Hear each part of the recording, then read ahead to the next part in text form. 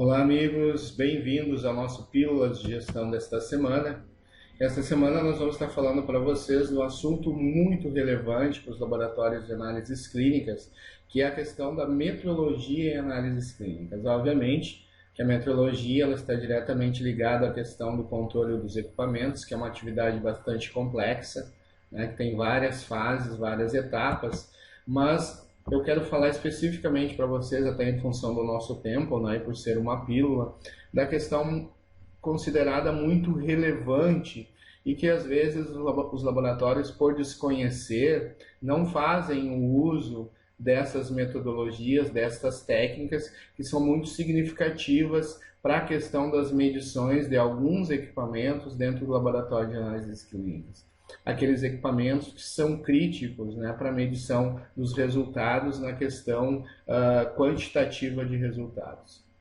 Nós vamos fazer uma introdução, né, falando de uma forma global, para que a gente possa chegar no assunto que a gente quer, que é a questão metrológica, em relação aos fatores significativos na instabilidade dos equipamentos, né, que tem a ver com todas as questões desde o controle até a calibração.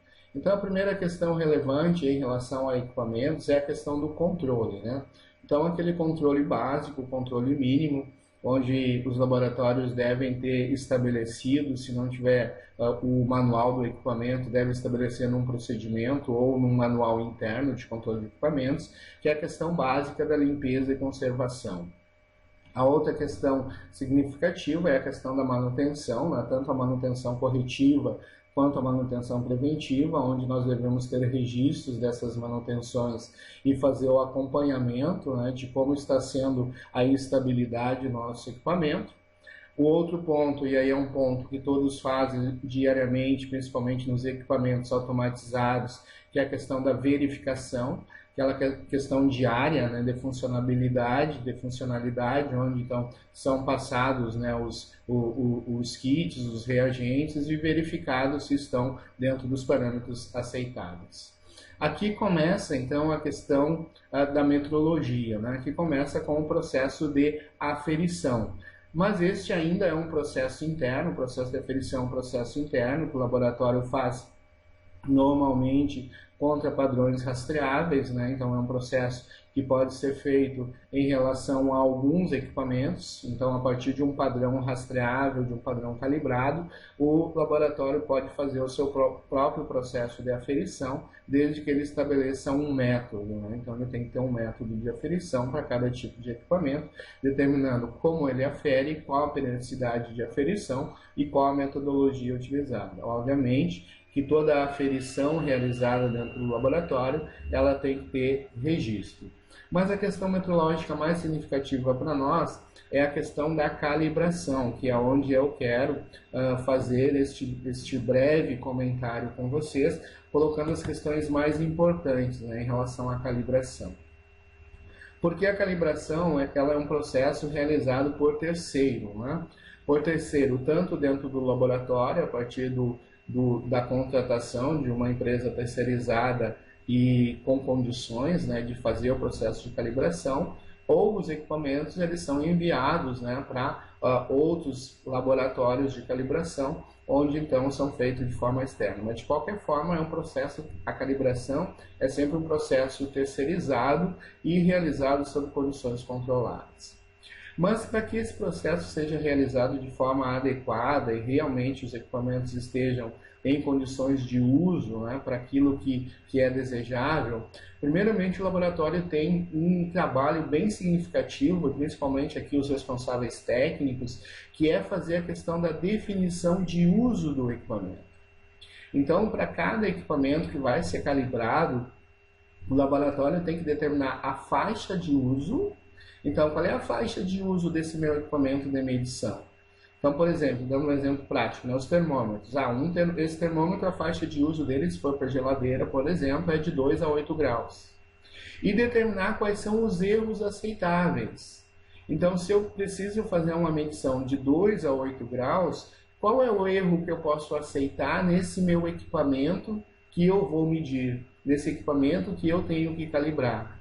Por que eu preciso definir isso? Porque eu preciso Após a calibração, o mesmo técnico responsável que definiu a faixa de uso e o erro, ele precisa validar o laudo de calibração. E esta validação do laudo de calibração, ele vai então considerar essas duas questões. Então ele vai considerar a faixa de uso e o erro aceitável.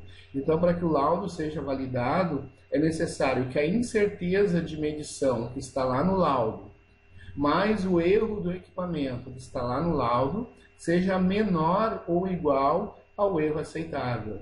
Então essa é uma questão matemática, uma questão que, em função de já ter definido a faixa de uso, definido o erro aceitável, é uma questão então que tem que ser verificada no laudo e aprovada no laudo. Ok? E outra questão muito importante nos laudos de calibração é que todo laudo de calibração ele tem que ter a rastreabilidade do padrão. Então nós temos que verificar se aquela empresa que está nos fazendo o processo de calibração, ela é registrada junto à Rede Brasileira de Calibração, a RBC, ou se ela não é registrada, a RBC ou outro órgão internacional de rastreabilidade, ela precisa nos fornecer todos os laudos padrão dos equipamentos que ela utilizou para calibrar os nossos equipamentos. Então, a gente precisa ter uma das duas coisas da nossa empresa de calibração. Ou o certificado dela junto à RBC ou um outro organismo, né, que a qualifique como um laboratório de calibração, ou ela precisa nos enviar, e nós precisamos ter registrados e guardados todos os laudos de calibração dos equipamentos padrões usados por esta empresa que calibrou os nossos equipamentos. Então é muito importante, essas três questões são fundamentais para a questão da calibração dos equipamentos. A definição de uso, da questão de faixa de uso e erros aceitáveis, que é definido internamente pelos responsáveis técnicos. A validação do laudo, que também é feita pelo responsável técnico a partir de dados do laudo e a partir dos erros aceitáveis, e a questão que nós precisamos ter do nosso fornecedor de calibração, da questão da rastreabilidade do padrão. Seja o registro, né, o certificado na RBC, seja o laudo padrão do equipamento, o qual calibrou o equipamento do laboratório. E aqui eu quero mostrar para vocês, falar para vocês de alguns equipamentos básicos que requerem calibração.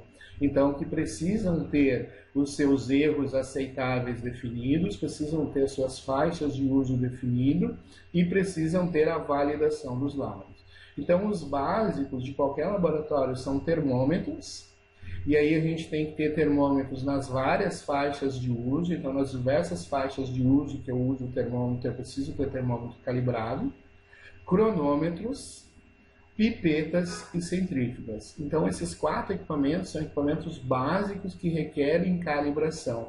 Obviamente que em função de uso, né, de outros equipamentos do laboratório, e aí por isso é que eu tenho que definir a questão de faixa de uso e erro aceitável, eu vou definir em função desses processos outros equipamentos que requeram calibração. Mas obrigatoriamente termômetros, cronômetros, pipetas e centrífugas, estes sempre requerem calibração. Pelo menos um equipamento calibrado para que eu possa fazer a aferição dos demais. E o importante aqui que eu comentava com vocês é a questão da validação do laudo de calibração. Então, como é que vai se dar esta validação? Então, eu tenho que pegar lá no meu laudo de calibração, sempre vem no laudo de calibração, uma tabela com as medições feitas para calibrar o meu equipamento. E essas medições feitas nessa tabelinha, né, ela sempre vai nos mostrar o erro do equipamento, que é um valor constante, em função do equipamento ele ser um equipamento industrializado, ele passar por processos térmicos muitas vezes, né, passar por vários processos. Então todo o equipamento automaticamente ele já sai de fábrica com um erro. Então o processo de calibração ele vai identificar qual é o erro do equipamento. E em todas as medições, se vocês pegarem um laudo, vocês vão ver que em todas as medições o erro do equipamento ele é constante, né? Porque ele é do equipamento, é em função da produção, da industrialização do equipamento. Então vocês peguem o laudo e vejam o erro do equipamento, ele vai ser constante em todas as medições. A outra questão é a incerteza da medição. Então, em cada medição que foi feita com o equipamento, ele vai ter uma incerteza de medição, ele vai ter um valor, né? Quando feitas as aferições dos valores, ele vai ter uma incerteza. Então, o que nós devemos pegar para validar, né? Qual é a equação matemática que nós devemos ter para validar o nosso laudo? Então, nós temos que pegar a maior incerteza de medição, então, de todos os valores que foram aferidos pelo nosso fornecedor de calibração, nós temos que pegar a maior incerteza e somar com o erro do equipamento, que é constante. Então, vejam, a maior incerteza de medição entre as medições executadas, somada ao erro do equipamento, tem que ser menor ou igual, ok? Tem que ser menor ou igual ao erro aceitável. E este erro aceitável foi aquele que nós definimos através do nosso técnico dentro do laboratório. Então, esta equação matemática, ela tem que ser feita sempre que nós tivermos um laudo de calibração. Então, esse laudo ele tem que ser validado a partir desta equação matemática. A maior incerteza de medição, mais o erro do equipamento, que é constante, deve ser menor ou igual ao erro aceitável. E para que eu possa finalizar o processo, então eu vou fazer a identificação de aprovação, então eu vou dizer no meu laudo se está aprovado ou reprovado, vou assinar e vou datar o laudo. A partir desse momento, então, se validado, se aprovado o equipamento, ele está pronto para uso. Se reprovado, ou a gente pode fazer duas coisas. Ou a gente vai repassar ele para um outro tipo de uso, que não aquele que ele estava previsto, né? Ou nós vamos tornar o equipamento obsoleto. Mas precisamos sempre validar para que nós possamos saber se o equipamento realmente está fazendo uma medição adequada. Ok? Então essa equação é importante. Isso é só uma dica, eu sei que é uma questão complexa, mas o que vocês precisarem de mais informações, por favor, eu estou disponível para vocês, como sempre, né? Busquem informações através do WhatsApp, mandem e-mail. Essa questão da metodologia ela é fundamental, ela é muito importante para que nós possamos garantir a qualidade das medições dos nossos equipamentos.